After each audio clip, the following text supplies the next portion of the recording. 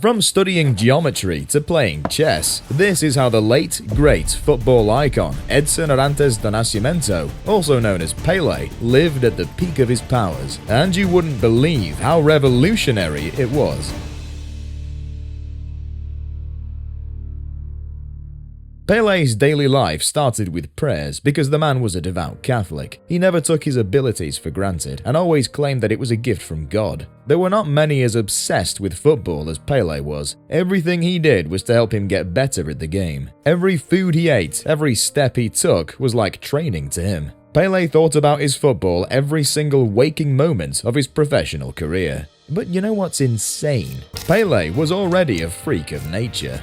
Pele was once tested by scientists when he was still a young kid at Santos. This was after he had turned the world on its head with his incredible performances in the 1958 FIFA World Cup. They hooked wires into his brain to know how his brain worked, hooked wires into his muscles to know how much power and explosiveness he truly had, and they measured the density, thickness, and length of his bones. All the results shocked them. Pele had a small frame. Even at 18, he was a little man. Think Messi and Maradona. That's how small the king was. He stood at just 5 foot 8 inches tall, but he had the strength of 5 men. When the scientists tested him, they found that he was a close replica of the Vitruvian Man, the legendary sketch by Leonardo da Vinci showing what a perfectly developed human being is like. Pele's vision was exceptional. His heart worked too well that it was almost godly. His limb proportions were insane. When the scientists were done, all they could say was, whatever this man might have decided to do in any physical or mental endeavor, he would have been a genius. One of his handlers at the time even went on to state that nature exaggerated with Pele because there were not many people with the same physical attributes as him. In fact, Pele was so healthy that when he tried to dodge the mandatory military service for young Brazilian men who just turned 18, his club, Santos, forced him to go. Are you mad? They told him. The whole country knows you're a shining example of health. If there's any 18-year-old Brazilian who has to do military service, then it's you. But the king was humble and never relied on those tests that showed him to be almost superhuman. He prayed every day for thanks to God for his gifts and woke up every day to train them. Sprints, cardio, aerobics. Pele never did much weight training because these ones kept him as strong as he needed to be. Coupled with the right amount of food, Pele was an absolute unit of a man. And then he would work on his football skills. Ball juggling to work on his ball control, shooting so he could score from any angle and from any kind of pass, dribbling so he could beat his markers and put the ball in the back of the net, trapping so he could stop and control the ball from any pass no matter the speed or the direction,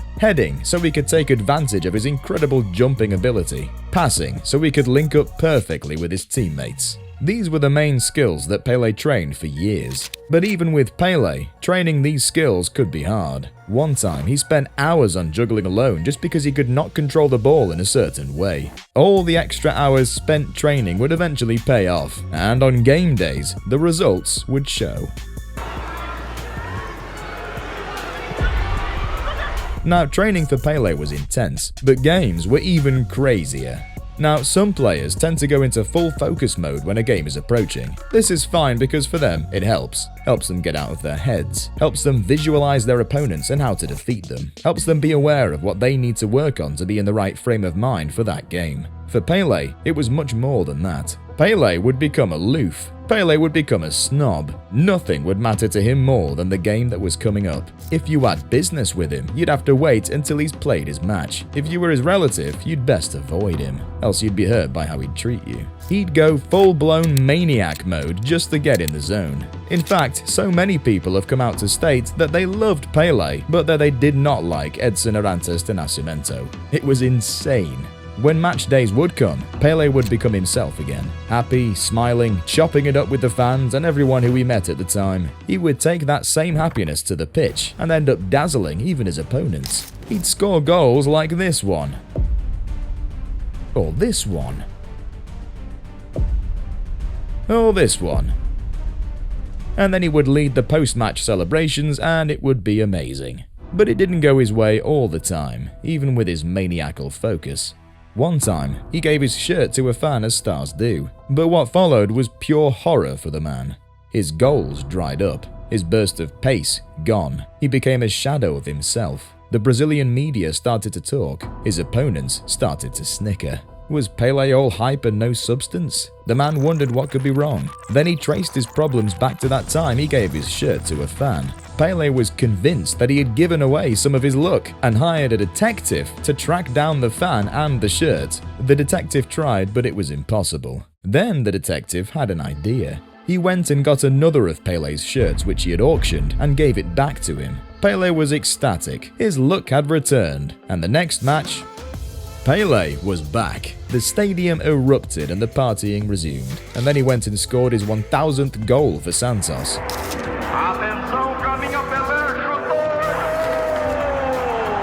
When he scored his 1000th goal for Santos, fans took over the pitch for almost an hour.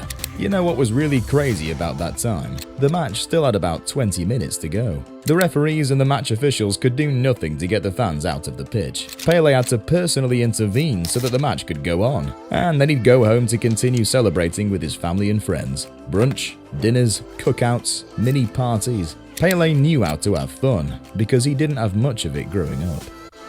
Pele was born on October 23, 1940, in the favelas of Três Corações in the state of Minas Gerais, Brazil. His father, Dondinho, was a footballer who did not make it to the big leagues. Dondinho, his wife Celeste Arantes, and their son Edson would move to a small city so they could seek out a better life. But they were so poor that Pele could not afford a normal life. One thing Dondinho did for his son was to introduce him to football.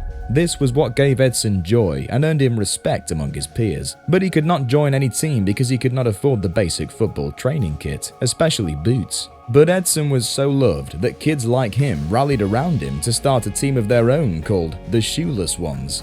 The legend of Kid Edson and the Shoeless Ones spread and caught the eye of Waldemar de Brito. Waldemar de Brito was a star forward for Brazil in his day, but he didn't have a long career. He owned the streets though, and was very popular among the big clubs in Brazil. Waldemar was determined to do all he could to take the kid to football superstardom. First, he trained Pele at his local academy for some years. Then, when Pele turned 15, he took him to Santos and called the president of the club directly to come to the pitch and watch Pele play.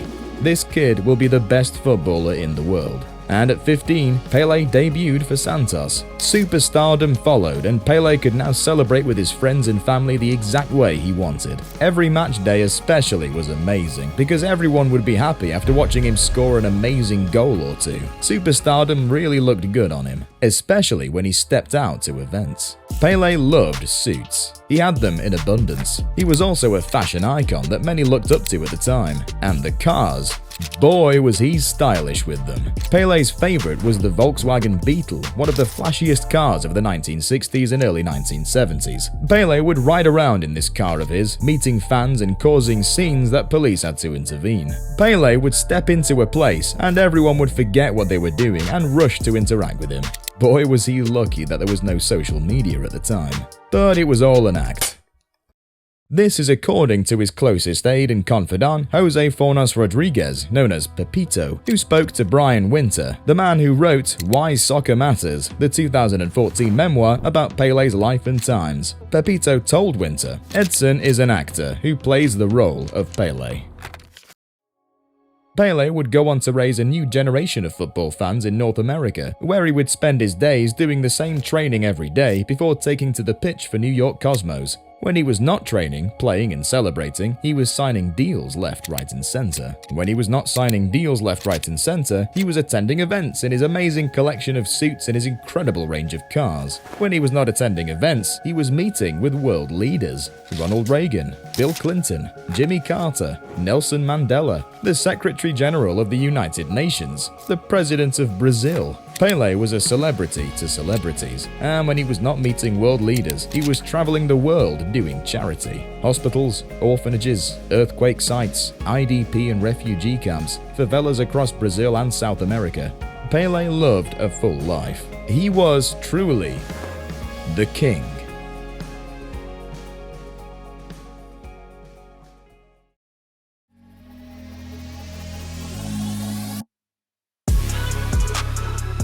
Check out this video to know how CR7 maintains his superstar lifestyle.